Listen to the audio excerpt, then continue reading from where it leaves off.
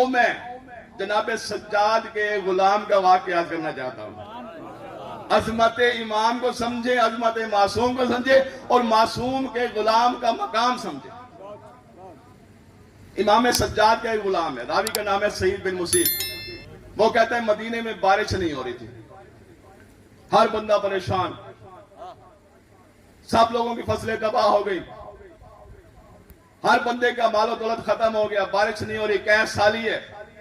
اب سب نے فیصلہ کیا کہ مدینے کے اندر ایک میدان میں جمع ہو کر سارے مدینے والے اللہ کی بارگاہ میں دعا کریں, نماز پڑھیں, نماز استسقاء.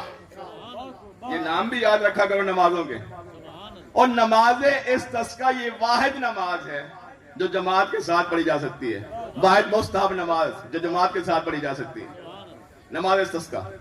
اب سارے مدینے والے جمع ہوئے, سب نے گر گڑا کر دعائیں کی. ہر بندہ اللہ کی بارگاہ میں دعا کرے, پروردگارہ بارش بھیج, پروردگارہ رحمت بھیج, پروردگارہ نعمت بھیج, پروردگارہ فصلیں تباہ ہو رہی ہیں, پروردگارہ ہم پر رحم فرما, کرم فرما. ہر بندہ دعا کر رہا ہے لیکن بارش نہیں ہو رہی. راوی کہتا ہے میں نے دیکھا کہ اتنے میں ایک حبشی رنگ کا, کالی جسامت والا, کالی شکل و صورت والا, موٹے ہونٹوں والا ایک شخص آیا. اس نے ہاتھ میں مصلی اٹھایا ہوا ہے, آ کر ایک کونے میں مصلی کو بچھایا. مصلی کو بچھانے کے بعد اللہ کی بارگاہ میں دعا کے لیے ہاتھ بلند کیے, کہا پروردگارہ تجھے میرے مولا کا واسطہ. اللہ اکبر, ایسی باتیں بھی سنا کریں. پروردگارہ تجھے میرے مولا کا واسطہ بارش نازل فرما. اس کی دعا کے لیے ہاتھ اٹھانے تھے, فوراً آسمان پر بادل آ گئے, بارش برسنے لگی.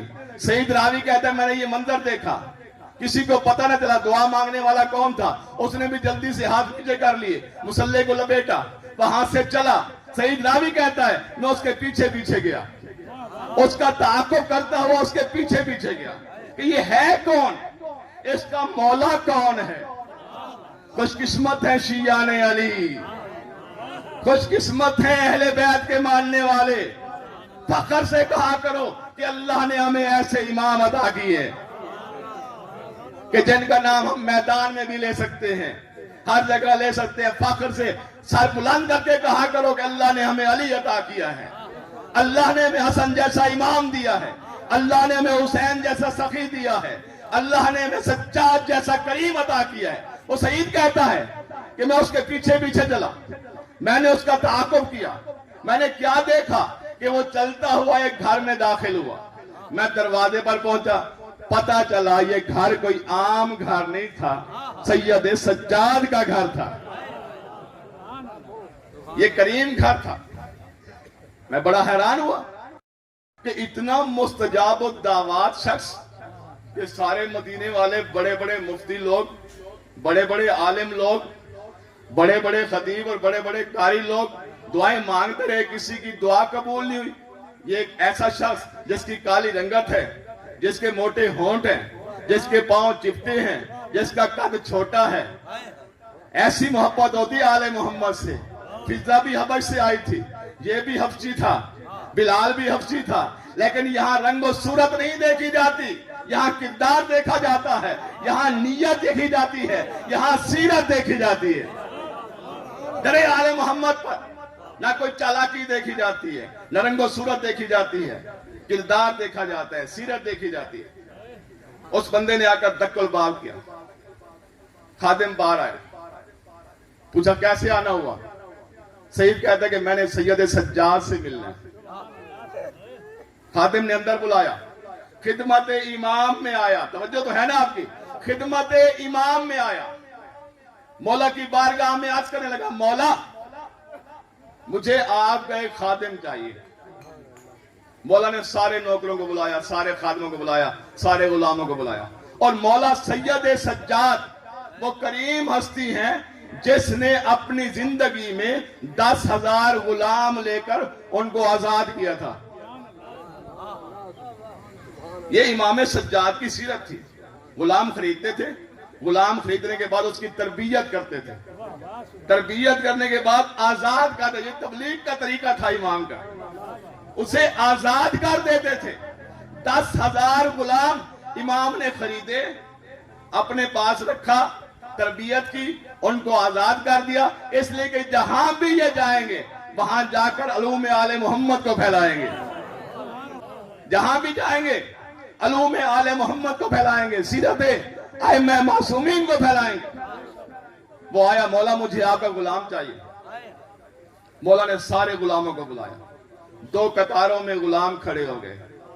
ذرا ذہن میں رکھنا، ایک طرف موسیٰ جیسا نبی ہے، ایک طرف ہمارا کریم امام ہے، اور امام کا غلام، 2 قطاروں میں سارے غلام کھڑے ہوئے۔ مولا نے کہا ان میں سے دیکھ کون سا غلام چاہیے۔ اس نے ایک ایک کے چہرے کو دیکھا، ایک ایک کا مطالعہ کیا، پہچاننے کی کوشش کی، کہا مولا مجھے ان میں وہ غلام نظر نہیں آ رہا جس کی تلاش میں ہوں، جس کا میں متلاشی ہوں، مجھے وہ نظر نہیں آ رہا۔ مولا نے کہا اچھا، تو پھر میرے ایک غلام باقی ہے جو میرے استبل میں میرے گھوڑوں کی خدمت کرتا ہے۔ ہائے ہائے ہائے، میرے استبل میں میرے گھوڑوں کی خدمت کرتے ہیں۔ اس کو بلایا گیا، وہ آیا۔ اب جیسے ہی وہ آیا نا، سعید نے آگے سے بڑھ کر کہا مولا ہاں یہ وہی غلام ہے، مولا یہی وہ مستجاب الدعوات ہے جس نے دعا کے لیے ہاتھ کو بلند کیا تھا، مولا یہی وہ بندہ ہے جس نے کہا تھا پروردگارا تجھے میرے مولا کا واسطہ۔ اللہ مولا یہی وہ بندہ تھا جس نے دعا کے لیے ہاتھ بلند کیے تھے، اور ہاتھ بلند کرنے کے بعد کہا تھا پروردگارا تجھے میرے مولا کا واسطہ بارش نازل فرما، اور جیسے اس کے ہاتھ نیچے آئے تھے بارش ہو گئی تھی۔ مولا مجھے یہی غلام چاہیے، مجھے اسی کی طلب ہے، میں اسی کو لے جانا چاہتا ہوں۔ اب چونکہ یہ مستجاب الدعوات تھا، مولا نے کہا چلے جاؤ، تیرا چاہنے والا آ گیا ہے، تیرا لینے والا آ گیا ہے، جا سکتے ہو۔ ایک پیغام دینا ہے، مولا نے کہا جا ساتھ۔ لیکن وہ اتنا عاشق اہل بیت تھا، اتنا محب امام تھا، اتنا معصوم سے محبت کرنے والا تھا کہ جب اس نے اصرار کیا میں لے جانا چاہتا ہوں، مولا نے کہا جا۔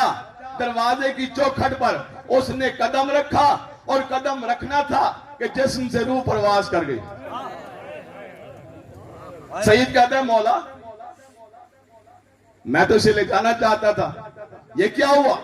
اس کی روح پرواز ہو گئی۔ مولا فرماتے ہیں یہ اتنا مستجاب الدعوات ہے، جب یہ جا رہا تھا نا تو اس نے دعا مانگی پروردگارا میں اپنے امام کے بغیر نہیں رہ سکتا۔ اللہ اکبر، پروردگارا میں اپنے امام کے بغیر نہیں رہ سکتا، میری روح قبض کر لے۔ اللہ نے اس کی دعا کو قبول کر لیا۔